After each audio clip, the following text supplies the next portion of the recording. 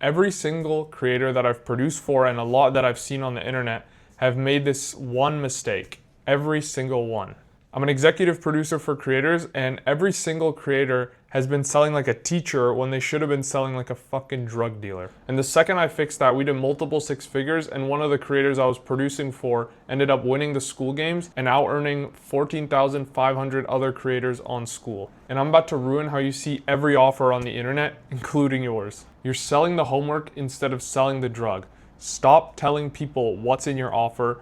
I'm serious. The more you explain, the less they buy. I mean, it's like a syllabus versus a drug. A syllabus, you join a class, the teacher starts explaining, okay, we're gonna have a 12-week curriculum of 3 quizzes a week, then you're gonna have 2 finals and all this stuff, you're gonna have homework every single night. It's one of those moments when you go to school, if you're still in school, or when I was in school, it's just like one of those you wanna kill yourself moments. It's never like, oh, yippee, I'm getting so excited because now I know everything about the class. But when you're signing up for the class, if it's actually a cool one, then you see the description, you're like, okay, this sounds cool because they're telling you the outcome. Same thing with a drug, okay? The drug dealer is not telling you the ingredients in his meth or his coke or crack or whatever. He's telling you the high, he's telling you the outcome that you're gonna feel from that, not everything that's in it. And it seems so obvious, but I see this so often on sales pages, on let's say Skool, Whop, on video sales letters that people have. They're just explaining everything you're gonna get. And it's just such a turnoff for people. Like, same thing with a plane ticket. You don't buy a plane ticket for the fucking plane ticket. You buy it to be on the beach in Tahiti, you know, sipping a Mai Tai or whatever they sip. You're not buying it to sit next to the fat guy on a plane who's snoring and then some old lady as well. Like, you're buying it to be in the middle seat specifically. You're buying it for the outcome, for the beach, the feeling of the wind in your hair and the palm tree and the sand on your feet and the warm water. And that's the outcome. That's what you have to crystallize in their head and sell. So if you're gonna do one thing, don't change anything in your actual offer. This is such a low-hanging fruit.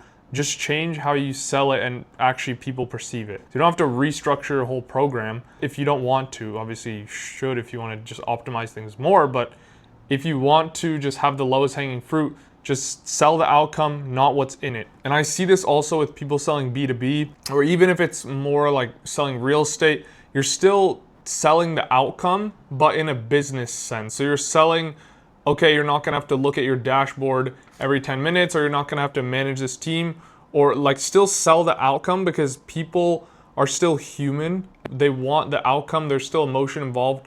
A lot of people think if you're selling B2B, you should be super logical because it's a business and all this shit. But it's like, no, you're still selling to humans who have the same psychology everywhere. So that's one of the things, just sell the outcome. All right, so now here's how to actually make that drug more addictive. Here's the 4 things a drug dealer's figured out that you haven't. Perceived likelihood of achievement, that's the first thing. If you buy a drug from somebody, if you're buying it and you actually end up buying it, you're gonna be damn sure that that drug is gonna get you that high that you're looking for. That's where proof and testimonials, and then actually using the belief that they have that they're gonna get that outcome. So they need to believe that it'll be possible for them. And how you actually get that, because you can say, okay, make this person believe. It's like, what the fuck does that mean? Take the belief they already have. So you should know this. I've talked about it a lot, but audience intelligence. You should know your audience, their false beliefs, all this stuff. I have other videos on that if you need to watch that. So just check out my channel. But anyway, take the belief that they already believe. So they believe, you know, they already know they can make 4K a month. They're already making 4K a month from their job, let's say. They believe one client could pay them $1,000 a month. Take that and be like, okay, well, you need one client to pay you 1K a month, then you need another client to pay you another 1K, and then stack that up until you get to 10K per month. So you're taking their belief, which is believing that they could get one client for 1K a month, and then you're just stacking it. You're making little bridges rather than just saying, oh, you can make 10K a month, and there's nothing behind it, which means they don't believe it. It's like, whoa, well, that's a big jump from 1K.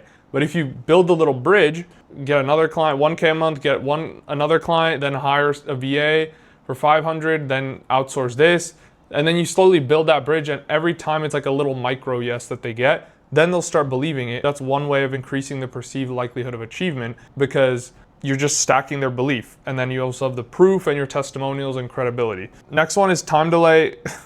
If you buy a drug and you take the drug, you're gonna get high immediately, or at least it's gonna kick in. You know, you don't need to now go and, I don't know, run a marathon to get a runner's high. You just eat the pill, snort the powder, or whatever you want, and you will get that high, that outcome that you want. So the main thing is try to reduce the time delay that it takes somebody to get that result. The more you can do it, the more you can charge. When you have tiers to your offers, then the highest one obviously has the fastest result. You can kind of slow it down as you go lower to like a low ticket item. Again, if you buy a drug, there's no effort. You don't need to run a marathon, which already takes a long time, but you also don't need to physically run a marathon, which is just fucking difficult to do. Reduce the effort and just really methodically and logically look at how you can reduce the effort. What can you do for the clients, do with them to reduce your effort when you're selling your offer? Okay, and then like I said earlier, the dream outcome.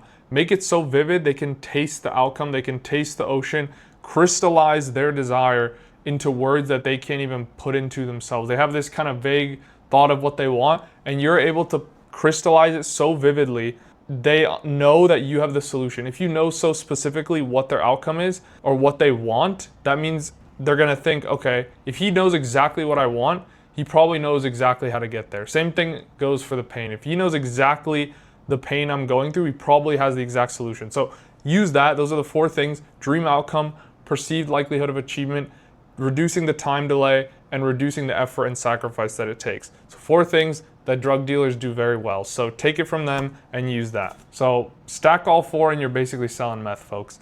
Let's move on to the next one. So the first hit after they buy. The sale isn't the starting line.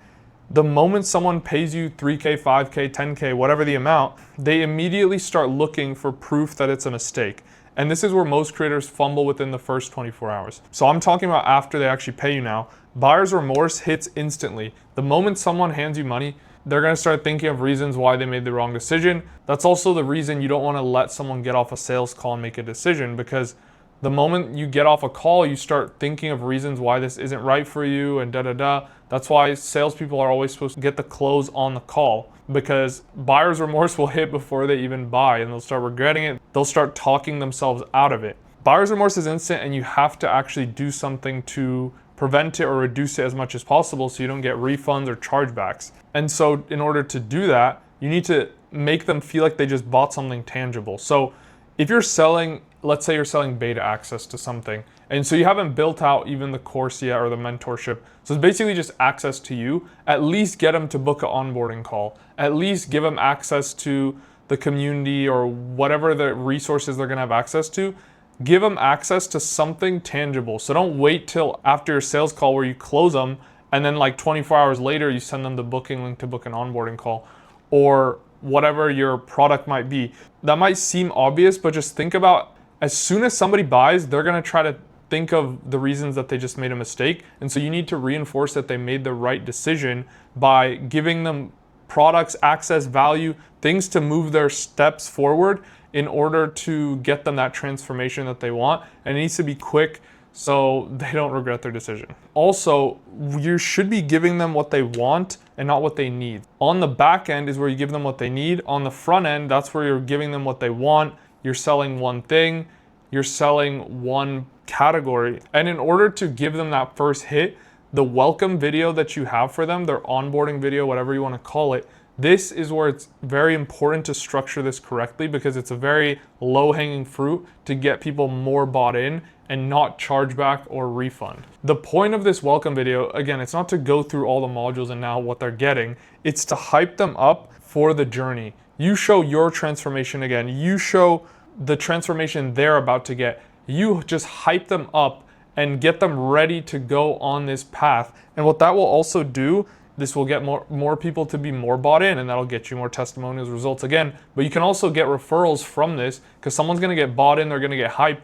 Now they might wanna bring their friend in if they're starting some new business model, they're trying to make money online.